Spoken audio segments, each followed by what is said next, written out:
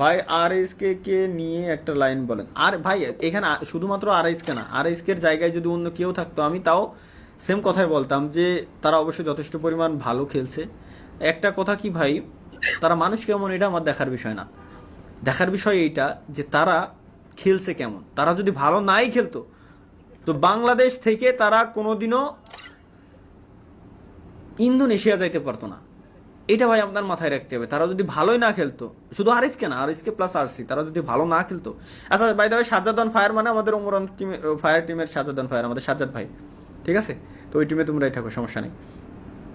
তো আচ্ছা এখন আরএসকে আরসি এই দুই টিম যদি ভালো নাই খেলতো তারা কি ওয়ার্ল্ড সিরিজে যাইতে পারতো? ওই আমার টিমও তো ছিল, আমার টিমও তো যাইতে পারে নাই ভাই, ব্যাপারটা এমন। দা এন্ড বলে কোনো কিছু নাই ভাই হ্যাঁ, এখানে। দা এন্ড বলে main কোনো thing কিছু নাই। আছে, কারণ মানুষ মৃত্যুর পরেও একটা জিনিস, একটা আমাদের জীবন আছে, আমরা জানি সবাই, যেহেতু মুসলমান আমাদের পরকাল আছে, কারণ একটা সময় দাঁড়াইতে হবে। তো আমি যদি ওই সামান্য ওই জায়গাতে 1% ওই জায়গাতে টানি জিনিসটা, যে না ওরা আজকে এখানে শেষ করছে জিনিসটা খারাপ, আমি বললাম যে না ওদের কোনো কিছু পাওয়া নাই, আসলে কি পাওয়া নেই, ওই জায়গাতে গেছে, এটাই তো অনেক বড় পাওয়া। তা এটাই তো বললাম যে ভাই, শুধু আচ্ছা কেন শুধু আমরা আর এস কে নামই কেন বলতেছি? এবার আর এস কে বাংলাদেশের থেকে টপ 1 হয়ে জিতে গেছে, এই কারণে কি আর এস কে নাম বলতেছি, নাকি শুধু আইপিএল জন্য?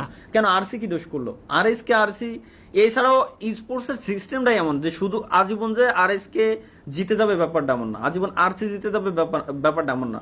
কাল আপনার টিমও জিততে পারে ভাই, কাল আপনিও ওই পজিশনে থাকতে পারেন, আপনিও ওইখানে যাইতে পারেন। তো আপনি কেন ট্রাই করতেছেন না?